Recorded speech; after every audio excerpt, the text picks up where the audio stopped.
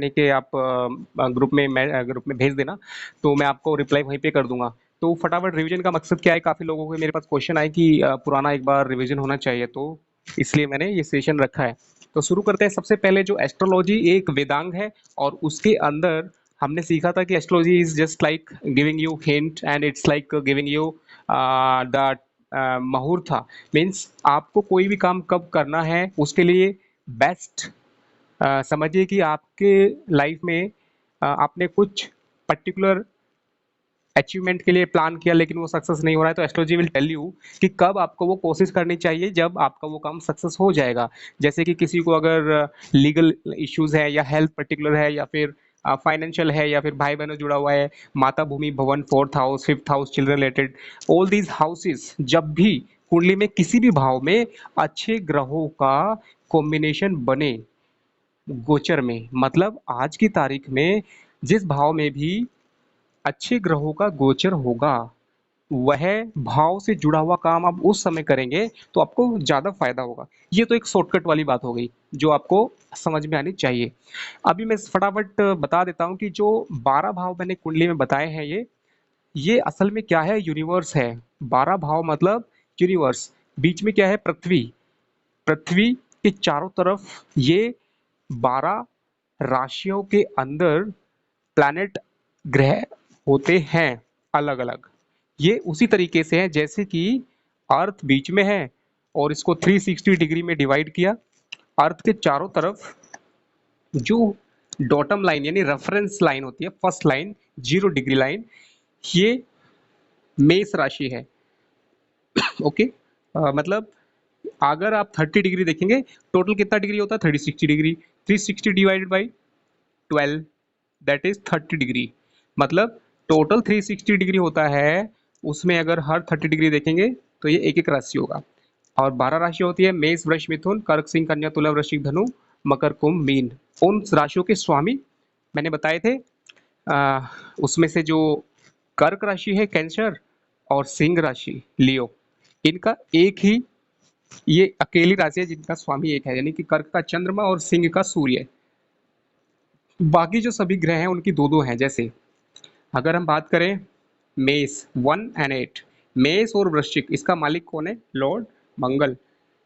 उसके बाद 2 और 7 यानी कि वृष और तुला, शुक्र। उसके बाद 3 और 6 यानी कि जेमिनी, बुध, एंड कन्या, दोनों का स्वामी बुध है। उसके बाद 9 और 12 गुरु, जुपिटर। 10 और 11 ये शनि होता है। तो आपको याद होना चाहिए, अगर मैंने एक राशि बोला मतलब वो मेष है। प्लैनेट सभी के स्वामी याद होने चाहिए। स्वामी याद होंगे तो आपको पता चलेगा कि अगर लगन तुला लगन है तो इसका स्वामी कौन हुआ, शुक्र। शुक्र कहाँ बैठा है वो आपको समझ में आना चाहिए। शुक्र अगर लगन में ही बैठेगा तो ये फर्स्ट हाउस के रिजल्ट सबसे ज्यादा मिलेंगे और शुक्र के रूप में मिलेंगे। सेकंड हाउस में बैठेगा लग्नेश। ये मैं आपको बताना चाहूंगा, बहुत इंटरेस्टिंग चीज है कि किसी भी कुंडली में लग्नेश जहां पे बैठता है हाउस, वो बन जाता है पर्पज ऑफ लाइफ।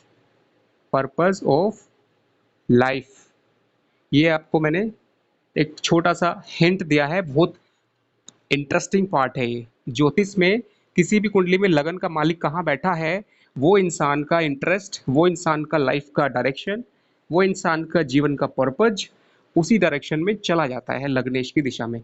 लेकिन अगर लग्नेश वहां पे कमजोर पड़ जाए तो क्या होगा कि वो पर्पज पे एक्टिवेशन तभी होगा जब वहां पे अच्छे ग्रहों का आएगा। इसका मतलब पर्पज के अकॉर्डिंग अगर हम काम करेंगे तो हमें ज्यादा रिजल्ट मिलेगा। ये एक छोटी सी बात है। आगे बढ़ते हैं। 12 राशियां जो बताई थी मैंने, 9 प्लैनेट हो गए, 27 नक्षत्र उसी के अंदर। पृथ्वी के चारों तरफ जो 12 राशियां हैं उन्हीं में जो नक्षत्र हैं वो 27 है। वो कैसे हैं, जैसे फर्स्ट 30 डिग्री के अंदर नक्षत्र अश्विनी, भरणी, कृतिका, रोहिणी, मृगशिरा, आद्रा, पुनर्सु, पुष्य, आश्लेषा, मघा, पूर्व फाल्गुनी, उत्तर फाल्गुनी, लाइक दिस। टोटल 27 नक्षत्र उसी के अंदर है। उनके स्वामी कैसे हैं, जो फर्स्ट नक्षत्र है अश्विनी, उसका जो स्वामी है वो केतु होता है। सेकंड का शुक्र, सूर्य, चंद्र, मंगल, राहु, राहु के बाद बृहस्पति, शनि, बुध, केतु, इनके स्वामी का जो सीक्वेंस है वो वही सीक्वेंस होता है जो महादशा का होता है, यानी कि सभी नक्षत्रों का स्वामी महादशा के सीक्वेंस में होता है। ये भी मैंने बताया पिछले वीडियो में। उसके बाद मैंने बताया था sun sign versus moon sign, सूर्य राशि और चंद्र राशि। सूर्य कुंडली में जहां बैठा है वो सूर्य राशि, सूर्य अगर तुला में बैठ गया यहाँ पे तो 7 के साथ बैठा है, मतलब 7 यानी तुला, तो वो सन साइन हो जाएगा।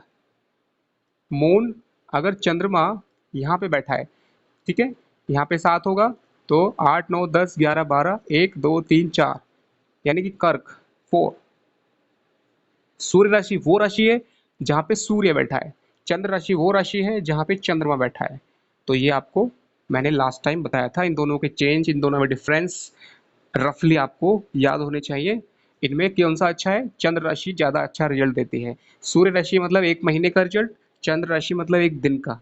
तो हमें अगर दिन देखना है, जैसा कि हिंदी न्यूज़पेपर या फिर जो राशिफल में आता है वहाँ पे अगर चंद्र राशि देखना है पर डे वाला, उसमें आपको चंद्र के अकॉर्डिंग देखना चाहिए। आगे बढ़ते हैं।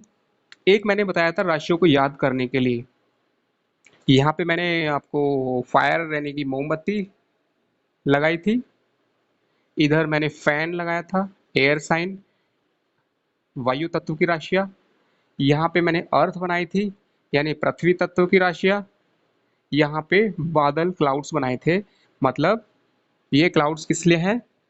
Water element. इसको कैसे याद करना है? पानी ऊपर से नीचे गिर रहा है, नीचे पृथ्वी है, यहाँ पे फायर है, उधर से हवा जा रही है, दैट इज एयर। तो ये एयर साइन हो गए, ये फायर साइन। फायर साइन 1 5 9, पृथ्वी 1 2 3 4 5 6 7 8 9 10 11 12। आप इस सीक्वेंस में लिख देंगे तो अपने आप आ जाएंगे, यानी कि 1 5 9 अग्नि तत्व की राशियां हैं, 2 6 10 यानी कि वृष कन्या और मकर पृथ्वी तत्व की राशियां हैं, 3 7 11 मतलब मिथुन तुला और कुंभ ये वायु तत्व की राशियां। इन चारों में डिफरेंस मैंने बताए थे। वायु तत्व मतलब मी फर्स्ट, मतलब मुझे चाहिए। ऐसे लोग बहुत लाइफ में ईगोइस्टिक भी होते हैं, वो अपने चीज़ के लिए बहुत ज़्यादा फास्ट जीवन में बढ़ना चाहते हैं। जैसे मेष राशि है, हमेशा फायर साइन है, वो एनर्जेटिक रहेंगे, लोग गुस्से में रहेंगे और ईगोइस्टिक एंड खुद के हिसाब से लाइफ में ज़्यादा चलते हैं। 2 6 10 ये लोग होते हैं चीज़ों को सहन करने वाले, रिजर्व करने वाले, मान लेने वाले एंड साथ में थिंकिंग प्रोसेस ज़्यादा रहता है इनका, मतलब एक्सेप्टेंस मोड में रहते हैं ये। जो मिथुन राशि है ये कम्युनिकेटर साइन है, मतलब कम्युनिकेशन स्किल्स या फिर इनका जो किस कैलकुलेशन बहुत ज़्यादा रहता है। वाटर साइन मतलब होता है कि इमोशनल फैक्टर या फिर अनस्टेबिलिटी या सोशल फैक्टर, कनेक्टिविटी, ये सारी चीज़ें बहुत अच्छी रहती है। ऐसे करके मैंने एक सेशन में बताया था, वो आपको याद होना चाहिए। उसके बाद आपको बताया था कि जो ब्राह्मण क्षत्रिय वैश्य शूद्र 4 कैटेगरी में जो राशियाँ आती हैं, जैसे यहाँ पे 1 5 9 आया, ओके, 2 6 10 जो याद रखने के लिए मैंने बताया, इसमें 4 प्लस हो जाएगा सभी में।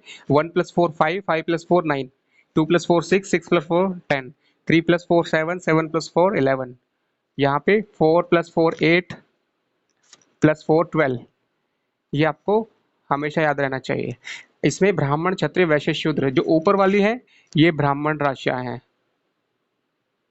159 क्षत्रिय फायर, 2 6 10 वैश्य, 3 7 11 शूद्र। इसका मतलब जाति से नहीं है, इसका मतलब है कि कौन इजीली ब्राह्मण मीन्स जो सत्य के ज्यादा नजदीक पहुंचने में हेल्प करती है सबसे ज्यादा, वो ये है। ओके, जहाँ पे हमें फिजिकल स्टेमिना की जरूरत है ये वो है, ये फिजिकली एक्टिव राशियां हैं।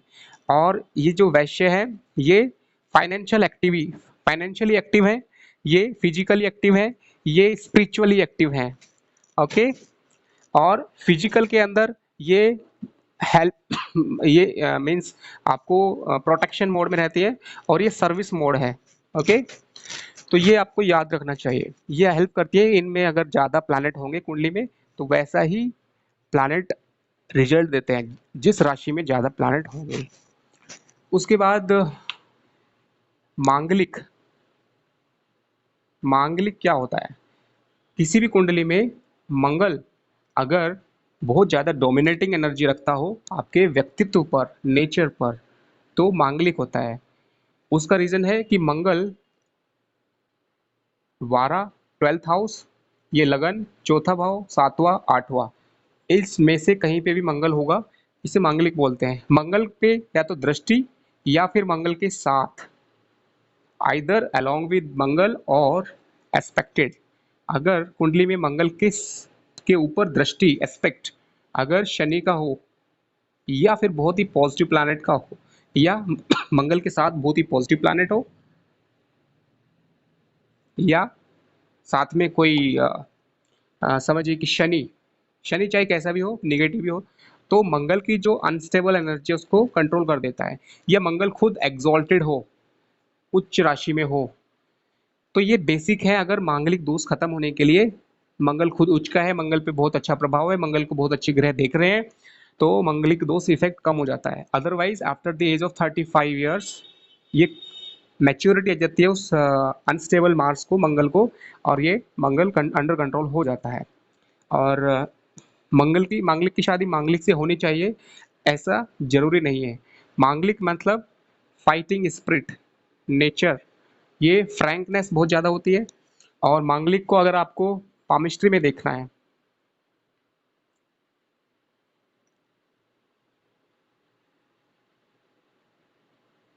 तो आपका ये लाइफ लाइन है, ये हार्ट लाइन है, और ये माइंड लाइन है। अगर आपको जानना है कि मांगलिक बिना कुंडली के हाथ से कैसे पता चलेगा, आपका लाइफ लाइन, ये जो अंगूठे के पास वाली लाइन है, अगर ये लाइन, लाइफ लाइन और माइंड लाइन स्टार्टिंग पॉइंट, मतलब यहाँ पे अगर गैप है अगर, तो ये मांगलिक होगा। अगर ये गैप नहीं है, पूरी तरह से जॉइंट है लॉन्ग टाइम तक, तो ये अमांगलिक है, मांगलिक नहीं है। अगर ये गैप स्टार्टिंग में बहुत कम है, मतलब कनेक्टेड है, तो ये आंशिक मांगलिक होगा। ये आप याद रखें। पूरी तरह से कनेक्टेड है लॉन्ग टाइम तक, non manglik. Connected at the start, M means आंशिक मांगलिक।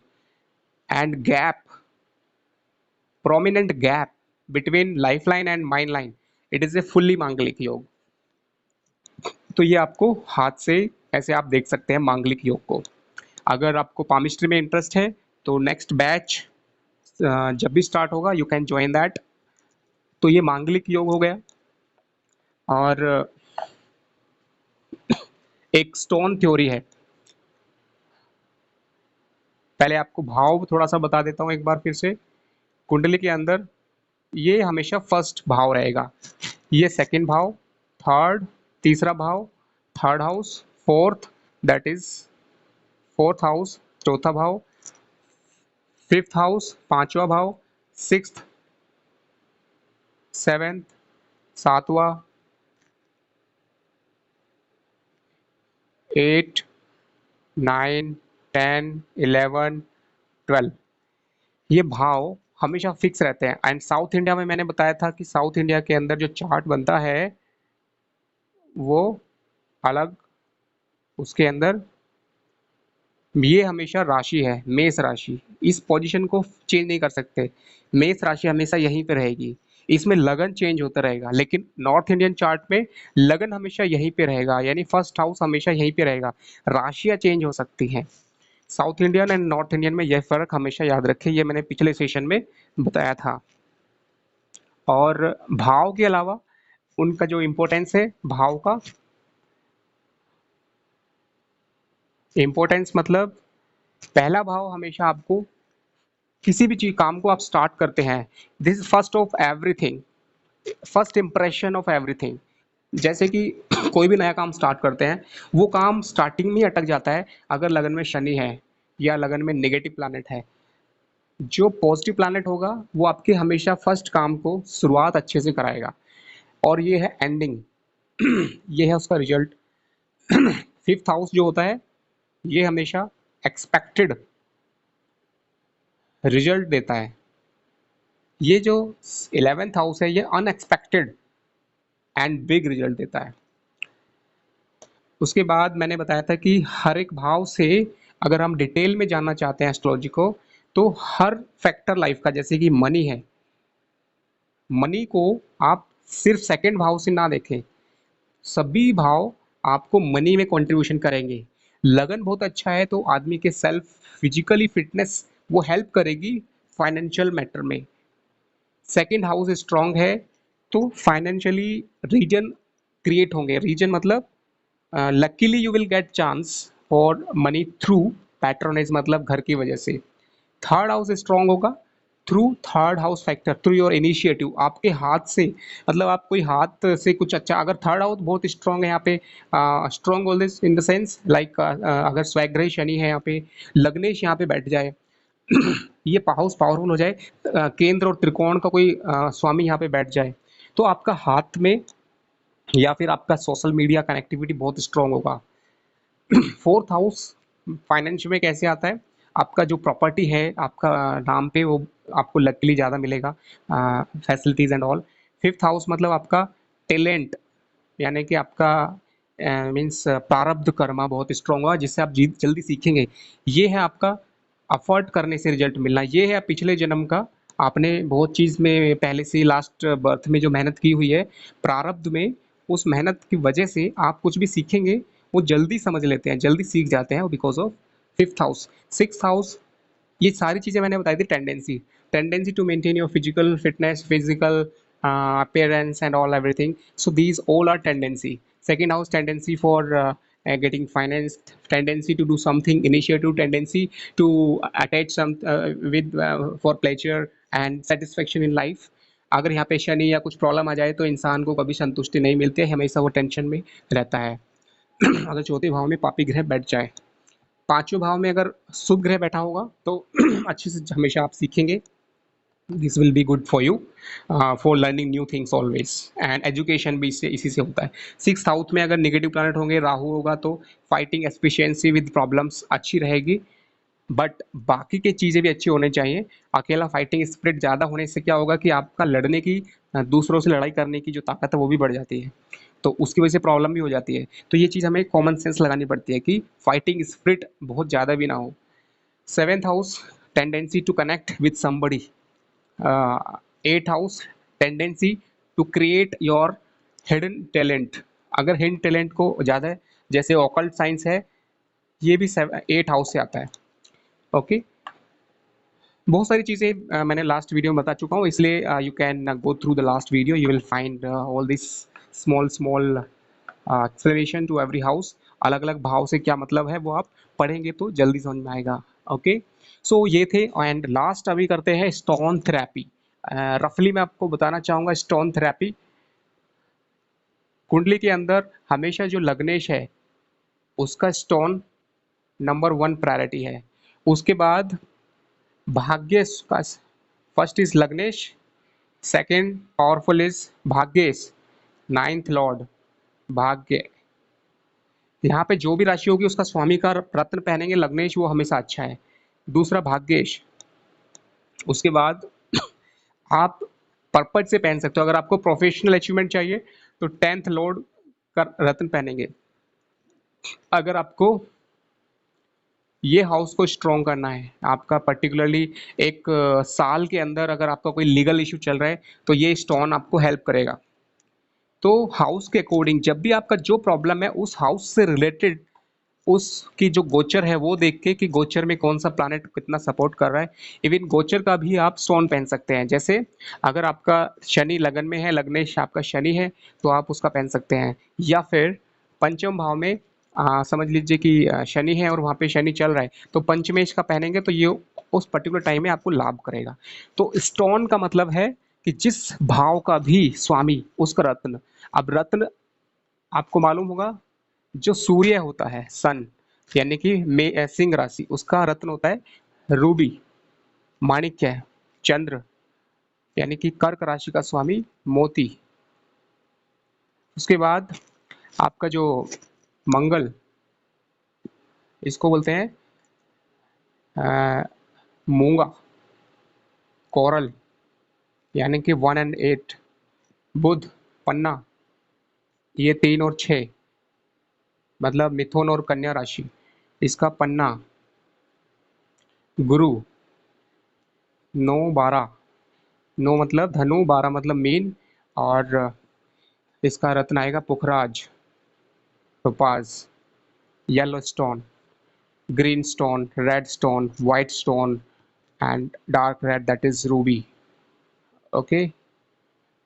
उसके बाद शनि, शनि की राशियाँ 10, 11, 10 मतलब मकर, 11 मतलब कुंभ, और नीलम इसका होता है।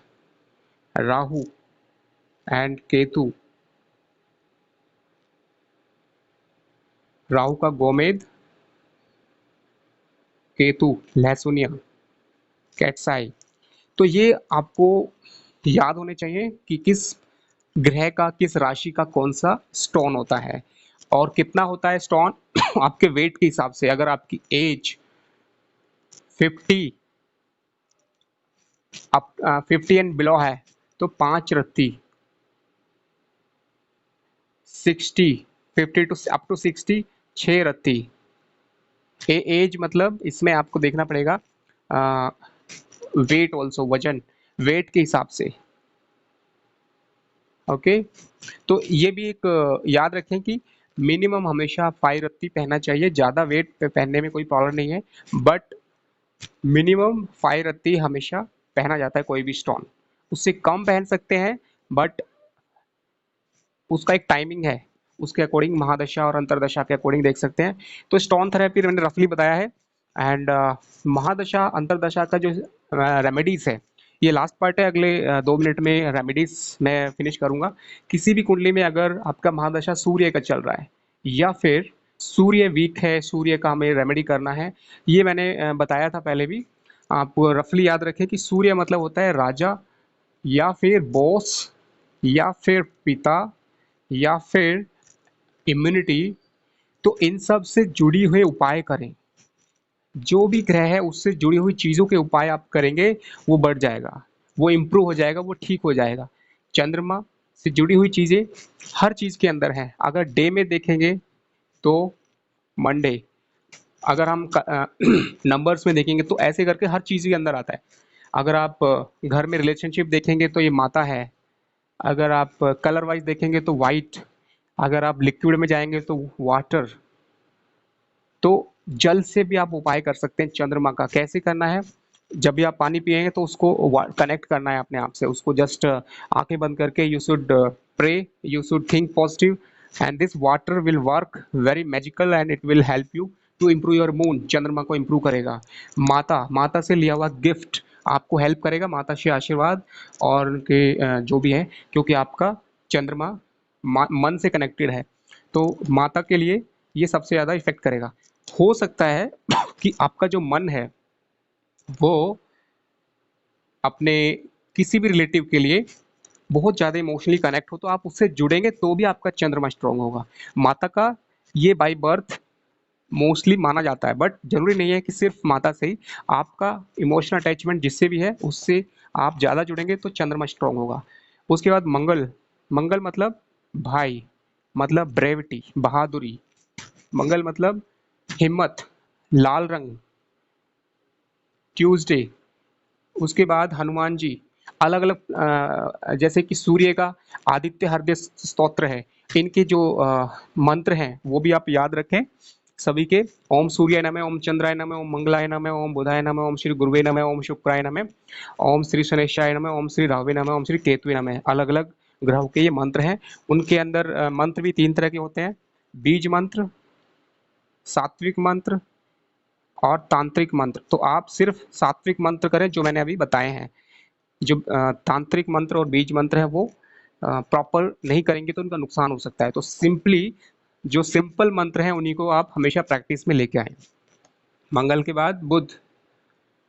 बुध का बुध का मतलब है आपका कम्युनिकेशन स्किल, बुध मतलब आपके रिलेटिव्स, बुध मतलब आपकी सिस्टर, बुध मतलब जो आपकी बुआ, मौसी, बुध का मतलब है आपका जो डिसीजन पावर है, डिसीजन टेकिंग। बुध का मतलब इंटेलिजेंस फैक्टर, आप कैसे कितना फास्ट किसी चीज़ को समझते हैं। अगर आपका एस्ट्रोलॉजी को ही समझ लीजिए कि एस्ट्रोलॉजी का बहुत सारी चीज़ें आपको नहीं समझ में आ रही है, तो आप बुध को स्ट्रॉन्ग कीजिए। आपका जल्दी से बहुत सारी चीज़ों को एक साथ समझना, फिर उनको इम्प्लीमेंट करना, उनको रूल्स को फॉलो करना, वो सारी चीज़ें तभी पॉसिबल होगा जब बुध स्ट्रॉन्ग होगा। बुध के लिए क्या करना है, ग्रीन कलर यानी कि ग्रीनरी, आपका जो नेचुरल ब्यूटी है उसको इस्तेमाल करें। नंगे जो हरी घास पे नंगे पैर चलते हैं वो। एंड कम्युनिकेशन स्किल बढ़ाएं, आप कोई नई लैंग्वेज सीखें, आपका बुध स्ट्रांग होगा। एंड बुध का मतलब होता है डायरी रखना, उसको इस्तेमाल करना डेली। अपने घर पे जो आपका अरेंजमेंट है, मीन्स आपका अलमीरा, आपके घर, वो सारी चीज़ों को अरेंज करना, उससे आपका बुध स्ट्रांग होगा। उसके बाद बुध का मतलब होता है right thing at the right place. And Budh का मतलब होता है कि आप किस तरह से चीज़ों का मैनेजमेंट करते हैं, time management, energy management, and any type of management is Mercury. Okay. Then Guru, Brihaspati. गुरु का मतलब है रेस्पेक्टिंग नेचर, आप रेस्पेक्ट कितना करते हैं दूसरे लोगों का, जरूरी नहीं कि बड़ों का, आप छोटों का भी अगर रेस्पेक्ट करते हैं तो आपका गुरु मजबूत होगा। गुरु मतलब बुक, किताबें अपने पास रखें, उनसे हमेशा पढ़ाई करते रहें, आपका गुरु मजबूत होगा। जितने भी बड़े लोग हैं दुनिया में, उनका कॉमन फैक्टर है कि वो हमेशा बुक्स बहुत ज़्यादा पढ़ते हैं, इसलिए उनका गुरु मजबूत होता है। वो सेल्फ मोटिवेटेड हो जाते हैं बिकॉज वो बहुत ज़्यादा बुक्स पढ़ के बहुत कुछ सीख लेते हैं। गुरु का मतलब है धर्म, धर्म का मतलब सत्य से है। धर्म, सभी धर्म धर्म नहीं है, सनातन is the only dharma which is taking us towards the reality. So धर्म के बारे में यानी सत्य के बारे में, और सत्य या फिर नॉन वायलेंस या फिर जो भी अच्छी चीज़ें हैं उनको बढ़ाने से जुपिटर बढ़ जाता है। अगर इन सब चीज़ों को हम कम करते हैं, मतलब बड़ों का सम्मान नहीं करते हैं, रेस्पेक्ट नहीं करते हैं, परंपरा जो ट्रेडिशन होती है उसको भी गुरु बोलते हैं, परंपरा संस्कृति को भी गुरु बोलते हैं। अपनी संस्कृति को अगर हम फॉलो करेंगे तो हमारा गुरु बढ़ जाएगा, हमारा गुरु स्ट्रांग हो जाएगा। ओके। तो ये छोटी छोटी चीज़ें हैं, बहुत सारी चीज़ें अनलिमिटेड मैं बता सकता हूँ, बट अभी रफली जल्दी में सेशन का टाइम कम होता है इसलिए। गुरु के बाद शुक्र आता है। शुक्र मतलब आनंद, how you are enjoying in life.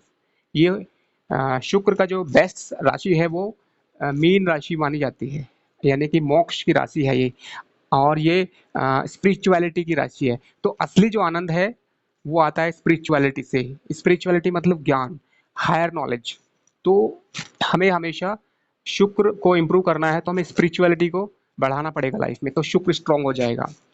उसके बाद शुक्र का मतलब है आप लाइफ में हमेशा दूसरों को खुशी, pleasure, good words, good energy, ये सारी चीज़ों से दूसरों को जब हम देते हैं तो खुद भी हमें मिलता है, तो उसको शुक्र बोलते हैं।